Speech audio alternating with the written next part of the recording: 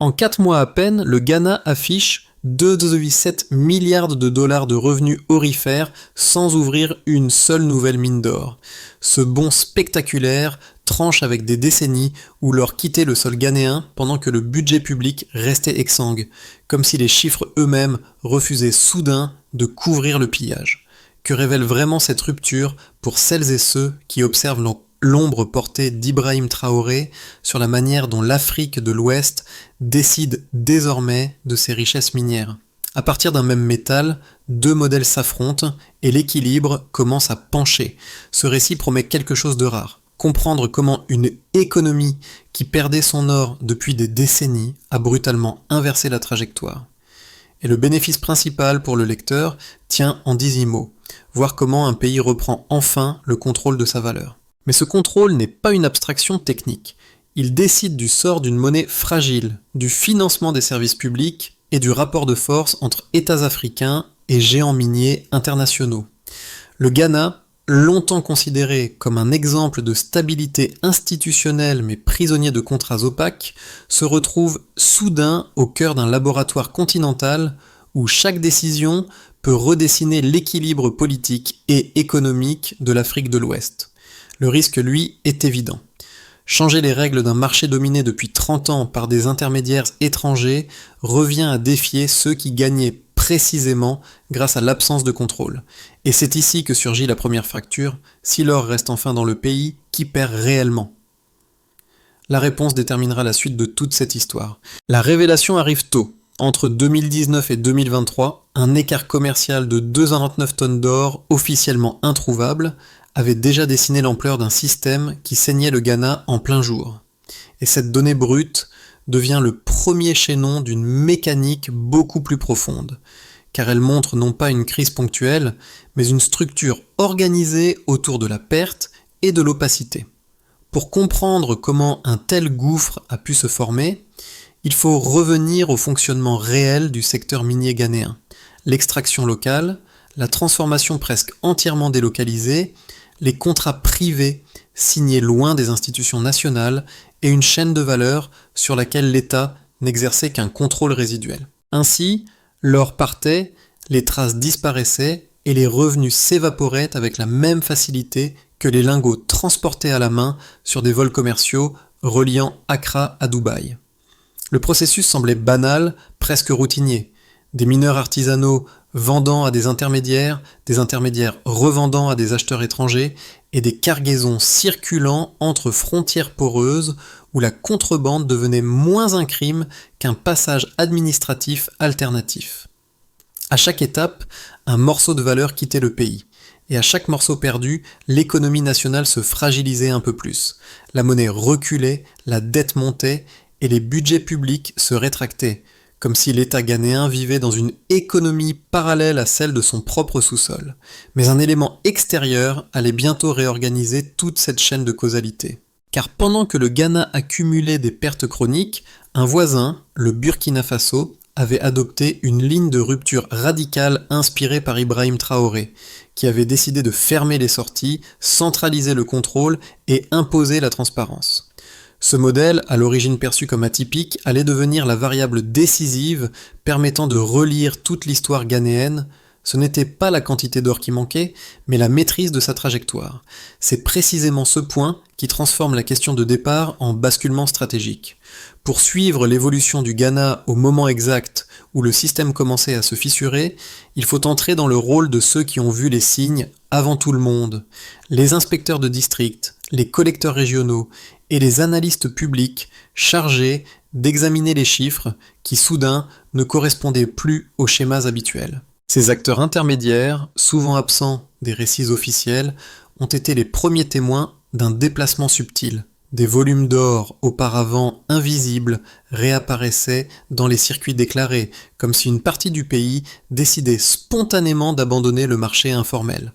Le premier cas marquant concerne un bureau d'achat du Sud-Est où, en février 2025, les entrées artisanales ont presque doublé en l'espace de 2 semaines.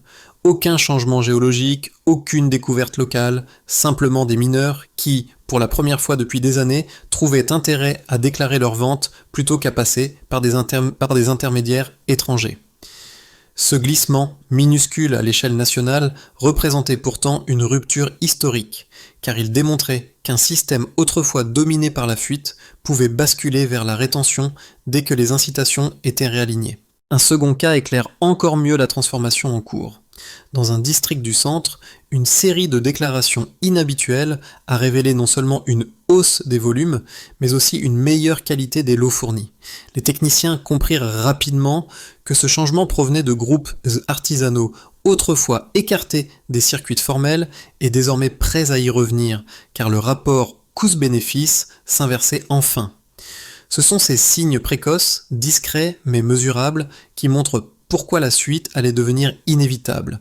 Une fois la valeur captée localement, le reste de la chaîne devait suivre. Avant 2025, le Ghana suivait un manuel prévisible. Extraire, exporter, espérer. Après 2025, tout bascule.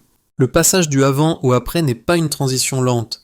C'est un claquement sec, provoqué par la collision entre un système épuisé et un modèle venu du Burkina Faso, où Ibrahim Traoré avait déjà démontré qu'un État pouvait arrêter une hémorragie minière simplement en reprenant le contrôle du robinet. Le premier déclencheur survient en janvier 2025, lorsque les données préliminaires montrent une remontée anormale des volumes déclarés. Les bureaux régionaux signalent soudain des flux qui ne passaient jamais par les circuits officiels. Personne ne comprend encore, mais la mécanique est en train de changer. L'étouffement de la contrebande n'a pas commencé par une annonce politique, il commence par des anomalies statistiques, puis vient l'étape suivante, les mesures. En février, le gouvernement ghanéen verrouille progressivement les points d'achat, impose des contrôles accrus sur les transporteurs et réexamine les licences d'exportation qui avaient longtemps fonctionné comme des passe-droits. Les intermédiaires étrangers, habitués à traverser le pays sans obstacle, découvrent que leurs marges se rétrécissent. L'économie informelle perd son refuge. Le tournant se produit en mars, quand la loi 140 est adoptée. Le Ghana Gold Board, Golba, obtient le pouvoir exclusif d'acheter et d'exporter l'or. Un monopole public, une centralisation totale, une rupture frontale avec 3 décennies de dérégulation minière. Et surtout, un signal. Le Ghana suivait désormais la voie ouverte par le Burkina Faso. Le modèle inspiré d'Ibrahim Traoré n'était plus simplement observé, il était reproduit. L'effet est immédiat. En avril, les volumes exportés explosent, plus de 897 millions de dollars en un seul mois. Aucune nouvelle mine, aucune technologie miracle, juste un système d'achat unique, transparent, qui capte enfin ce qui avait toujours existé.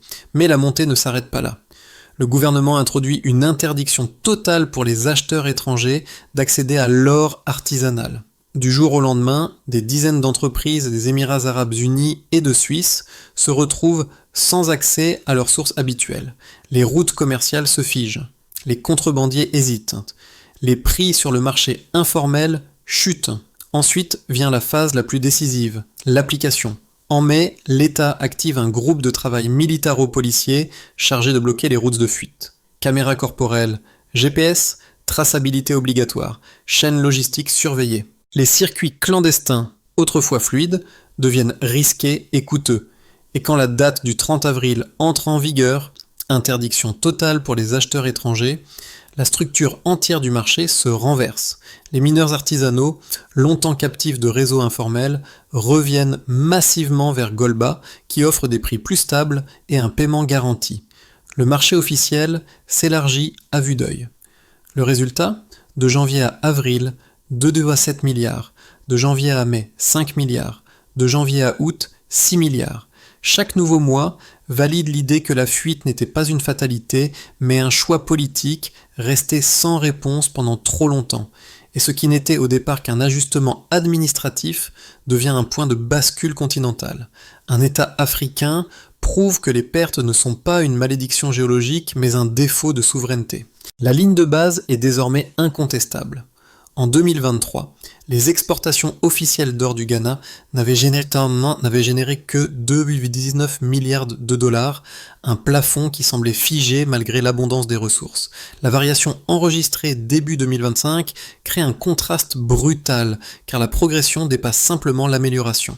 Elle redéfinit la capacité du pays à retenir sa propre valeur. Pour mesurer l'ampleur réelle de cette bascule, il faut revenir à la première série de données présentant un écart entre perception et réalité. Pendant 5 ans, de 2019 à 2023, un écart commercial de 2,9 tonnes d'or avait été identifié entre ce que le Ghana déclarait exporter et ce que les partenaires commerciaux déclaraient à importer. Cet écart démontre un système où la majorité des gains échappaient structurellement aux circuits nationaux. Le troisième repère quantitatif devient alors déterminant. Entre janvier et avril 2025, le pays enregistre 2,7 milliards de dollars de revenus aurifères, soit plus que l'ensemble de ce qu'il avait gagné en 12 mois 2 ans plus tôt. Cette progression montre que l'or resté dans les circuits officiels suffit à transformer immédiatement les finances nationales. Ces trois mesures, 2,19 milliards en 2023, 229 tonnes d'écart commercial, 2,7 milliards en 4 mois, résument la mécanique de la transformation. Elles indiquent que le déficit n'était ni géologique ni technologique, mais institutionnel. Tant que l'État n'exerçait aucun contrôle, chaque gramme pouvait disparaître sans trace dans un réseau transfrontalier structuré depuis longtemps. Lorsque le contrôle s'est resserré, la valeur est revenue comme si elle n'avait jamais quitté le sol, prouvant que la richesse ne manquait pas, elle se dispersait. L'essentiel réside dans la dynamique créée par ces chiffres plutôt que dans les chiffres isolés eux-mêmes. Ils révèlent que les flux retournés vers les circuits officiels modifient non seulement les revenus immédiats, mais aussi la structure économique profonde. La monnaie se stabilise, les réserves de change augmentent et la dépendance à l'égard de capitaux externes commence à décroître. Un pays qui reprend le contrôle de son actif premier reprend simultanément le contrôle de sa marge budgétaire. Les effets indirects se lisent également à travers le comportement des producteurs artisanaux. Une partie d'entre eux, longtemps enfermés dans des réseaux de rachat informels, réintègrent les circuits déclarés parce que le nouveau système d'achat garantit un prix cohérent, réduit les risques et élimine la pression des intermédiaires qui imposaient autrefois des marges écrasantes. Ce simple réalignement d'incitation entraîne une normalisation rapide. La formalisation ne dépend pas de campagnes de sensibilisation, mais de la certitude que la vente légale devient enfin plus rentable. Ainsi, les données ne fonctionnent pas ici comme des preuves isolées, mais comme une chaîne causale où chaque élément éclaire le suivant. Le faible revenu officiel de 2023 explique la vulnérabilité structurelle. L'écart commercial de plusieurs années montre l'ampleur du manque à gagner. La remontée spectaculaire de 2025 confirme que le verrouillage des sorties suffit à inverser des pertes cumulées pendant plus d'une décennie. À travers ces repères, l'histoire économique récente du Ghana se clarifie. Quand la valeur reste dans le pays, la dynamique entière change de direction. Deux lectures opposées émerge lorsque le Ghana centralise son secteur aurifère. La première, défendue par plusieurs analystes internationaux, affirme qu'un monopole public sur l'or risque de fragiliser l'attractivité du pays. Selon cette position, priver les acheteurs étrangers d'accès direct au marché artisanal découragerait les investissements, réduirait la concurrence et pourrait, à terme, créer un appareil bureaucratique lourd, vulnérable aux lenteurs administratives et aux dérives institutionnelles. Pour ce camp, la fluidité des marchés repose sur la diversité des acteurs. Concentrer toute la chaîne dans une seule institution signifierait abandonner la dynamique ouverte qui, selon eux, stimule traditionnellement la croissance.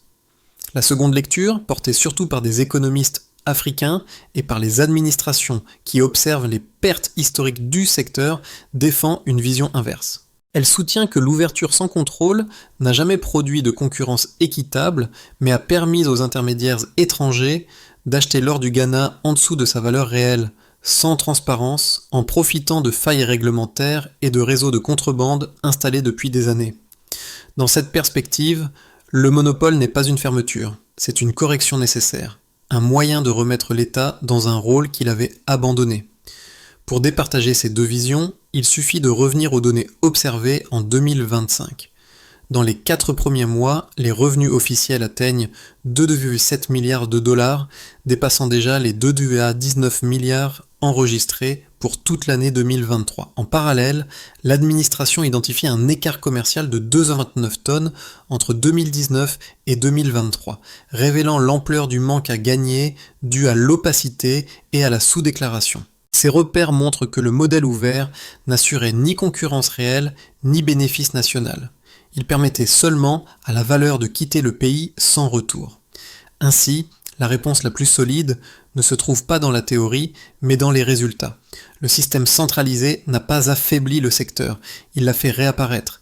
Il n'a pas réduit la participation économique. Il a rendu la participation visible. Et loin de créer un goulot d'étranglement administratif, il a permis aux mineurs artisanaux, longtemps marginalisés, de réintégrer un marché qui les rémunère enfin à hauteur de leur travail. Le tournant apparaît maintenant. À ce stade, les données ne racontent plus seulement une amélioration économique, elles dévoilent la réorientation complète d'un modèle que le Ghana observait d'abord avec prudence, puis avec une précision quasi méthodique. Car le point médian de cette histoire n'est pas un événement spectaculaire, mais une constatation silencieuse. Lorsque la contrebande recule, la valeur remonte mécaniquement vers l'État, comme si les flux officiels se remplissaient à mesure que les sorties illégales se refermaient. Ce basculement, discret mais décisif, montre la portée inattendue du précédent burkinabé. Le cadre adopté à Ouagadougou, sous l'impulsion d'Ibrahim Traoré, n'a pas seulement inspiré une réforme, il a offert au Ghana une preuve vivante qu'un pays peut inverser un système verrouillé depuis des décennies simplement en contrôlant chaque gramme d'or avant qu'il ne quitte le territoire. Ce modèle, longtemps considéré comme trop radical pour une démocratie consolidée, se révèle soudain parfaitement compatible avec les institutions ghanéennes. Et c'est cette compatibilité inattendue qui change tout. Le Ghana n'imite pas à l'identique, il adapte, consolide et accélère. Le midpoint révèle donc la nature réelle du processus, moins une rupture idéologique qu'une optimisation pragmatique d'un cadre déjà validé ailleurs. Les conséquences de cette transformation se lisent désormais avec une clarté presque mécanique. Elles ne touchent pas seulement les finances publiques, mais s'étendent à 4 sphères distinctes. Les ménages, les entreprises nationales, les dynamiques de voisinage régional et la capacité de l'État à se projeter dans l'avenir. Chacune réagit différemment, mais toutes convergent vers un même point d'ancrage. L'or resté au Ghana agit comme un multiplicateur de souveraineté. Un effet déjà observé au Burkina Faso, sous l'impulsion d'Ibrahim Traoré, et qui se répand aujourd'hui dans le tissu économique ghanéen. 1. Les ménages. La première conséquence tangible apparaît dans la stabilité progressive de la monnaie. Une devise moins volatile signifie des prix plus prévisibles pour l'alimentation, l'énergie et les biens importés, ce qui allège directement la pression quotidienne sur les familles. Les revenus issus de l'or alimentent également les réserves de change, offrant au pays une marge de manœuvre qui réduit la probabilité de chocs brutaux sur le coût de la vie. Même sans réforme fiscale immédiate, la simple rétention de valeur dans les circuits officiels génère une respiration pour les ménages qui voient les fluctuations incontrôlées s'atténuer. 2. Les entreprises nationales, les acteurs privés locaux, longtemps marginalisés par la domination étrangère, deviennent soudain des bénéficiaires directs du nouveau système. La fermeture des routes de rachat informelles libère un espace économique où les entrepreneurs ghanéens peuvent construire des raffineries, des maisons de commerce et des réseaux logistiques sans affronter la concurrence déséquilibrée d'intermédiaires internationaux. Ce rééquilibrage crée des emplois non seulement dans l'extraction, mais surtout dans l'aval. Transformation, certification, transport, finance, services techniques. Pour la première fois, la chaîne de valeur complète s'ancre dans le pays et devient un levier d'industrialisation. 3. Les dynamiques régionales. Le succès ghanéen ne passe pas inaperçu.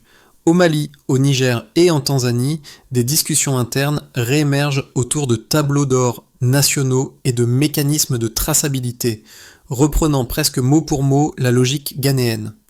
L'exemple burkinabé avait déjà créé une onde. L'exemple ghanéen crée une dynamique. Les pays voisins réalisent que la centralisation n'est ni un choix radical, ni un pari risqué, mais une stratégie éprouvée qui permet de récupérer des milliards autrefois perdus dans les interstices réglementaires. Ainsi naît un effet domino où chaque État, en cherchant à renforcer son contrôle, renforce simultanément la position des autres. 4. La capacité de projection nationale.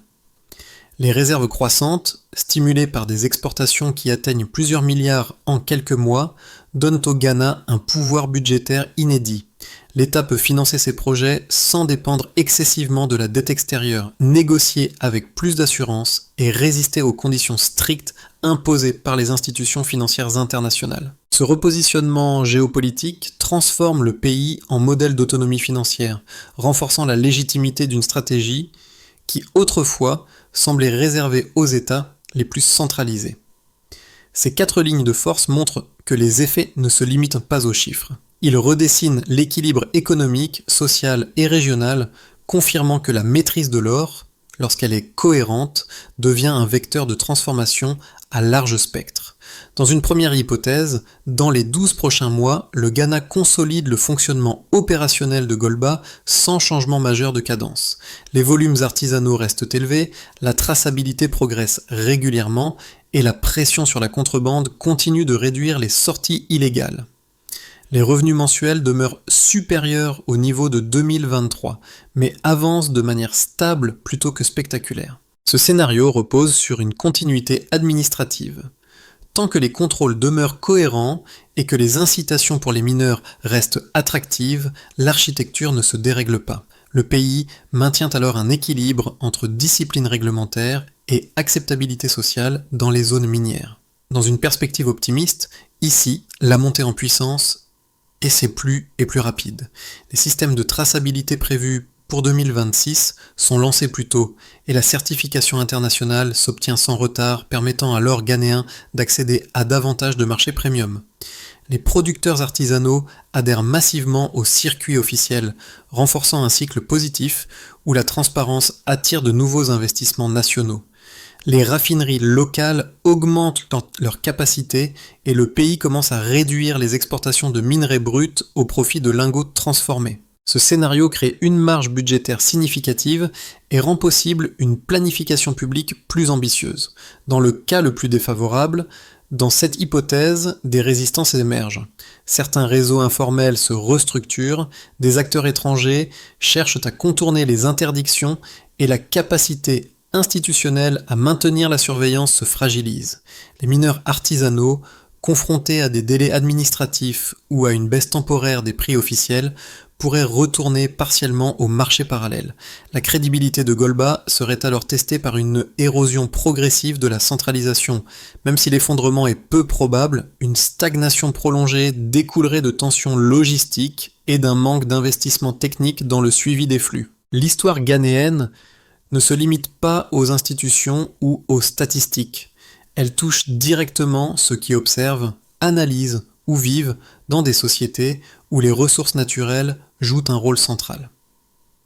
Pour un lecteur africain, cette transformation résonne comme une démonstration tangible qu'un pays peut reprendre le contrôle d'un secteur longtemps considéré comme impossible à dompter. Pour un lecteur de la diaspora, elle devient une manière de renouer avec des trajectoires nationales trop souvent décrites à travers le prisme de la perte plutôt que celui de la réparation. Et pour un observateur extérieur, elle rappelle qu'une économie dite fragile peut révéler une capacité d'adaptation inattendue lorsqu'elle ajuste enfin ses leviers internes. Ces 3 angles, A, B et C, convergent vers une idée simple. Comprendre ce modèle ne consiste pas seulement à suivre l'actualité, mais à saisir une logique qui pourrait s'appliquer bien au-delà du Ghana. Les mécanismes qui ont permis de retenir la valeur, contrôle des sorties, centralisation de l'achat, incitation réalignée, ne nécessitent ni conditions géologiques exceptionnelles, ni circonstances historiques particulières. Ils reposent sur des décisions administratives précises que n'importe quel pays peut en théorie adapter à son propre contexte. Pour le lecteur, 2 pistes légères peuvent guider la réflexion. D'abord, observer comment la dynamique se répand déjà dans les pays voisins permet d'anticiper les changements à venir dans toute la région, car les effets de démonstration influencent souvent plus que les accords officiels. Ensuite, prêter attention au comportement des acteurs locaux, mineurs artisanaux, entrepreneurs, services techniques, offre une perspective concrète sur la manière dont une réforme institutionnelle transforme un secteur de l'intérieur. En somme, la trajectoire du Ghana invite à lire autrement ce qu'on croyait immuable. Elle crée une distance avec le fatalisme économique et laisse entrevoir un espace de décision possible pour d'autres nations confrontées aux mêmes tensions. La mise en place d'un modèle durable exige plus qu'un cadre légal. Elle nécessite une séquence d'actions coordonnées, inspirée pour partie de la logique qui, au Burkina Faso, avait permis à Ibrahim Traoré de stabiliser son secteur aurifère. Pour le Ghana, 5 étapes structurantes permettent de transformer l'élan actuel en architecture pérenne, chacune associée à un acteur, un délai et un indicateur mesurable. Consolidation institutionnelle, Golba, 0,6 mois. L'objectif est d'unifier les procédures d'achat et de vérification pour éviter que les mineurs se heurtent à des variations régionales. La mesure de succès repose sur des délais de traitement réduits et une harmonisation des prix publiés chaque semaine. 2. Traçabilité intégrale. Ministère des Mines, 6-12 mois. Le système national prévu pour 2026 doit être opérationnel sur les zones à haute activité plutôt que prévu. La performance se mesure au pourcentage de l'eau enregistrée dès l'extraction et suivie jusqu'à l'exportation. 3. Renforcement du maillage local. Collectivité régionale continue. Les bureaux d'achat doivent être modernisés, équipés et dotés de personnel formé à la détection des lots sous-déclarés. Le résultat attendu se lit dans la diminution des écarts entre volume déclaré localement et volume reçu par Golba. 4. Partenariat productif avec les mineurs artisanaux. Golba plus Association, 3-12 mois.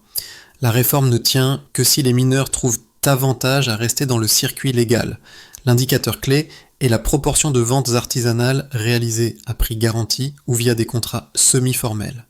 5. Réduction progressive du brut exporté. Gouvernement, 12 mois plus. Le pays doit accélérer la transition vers les lingots de raffinés pour capturer la valeur ajoutée. La réussite se mesure par la part croissante de production transformée localement.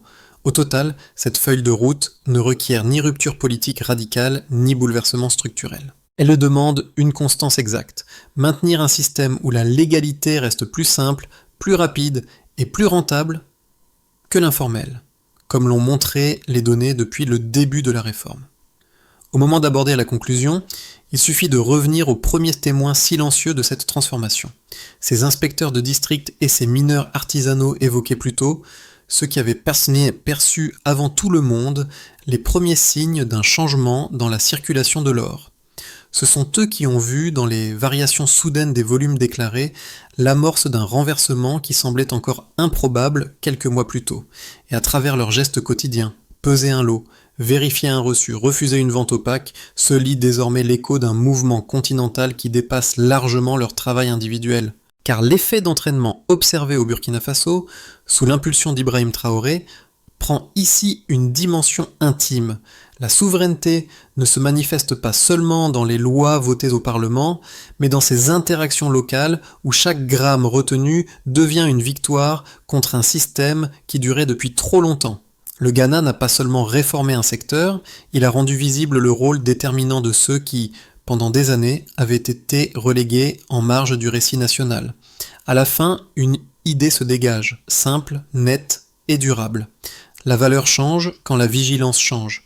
Ce récit ne vous demande ni adhésion inconditionnelle, ni position tranchée. Il vous invite simplement à reconnaître qu'un pays peut transformer son rapport à sa propre richesse lorsque les règles cessent de servir ceux qui regardent leur partir et commencent enfin à servir ceux qui vivent là où il est extrait. L'exemple ghanéen n'est pas un modèle figé. C'est une invitation à observer plus attentivement ce qui se joue à l'échelle locale, régionale et continentale.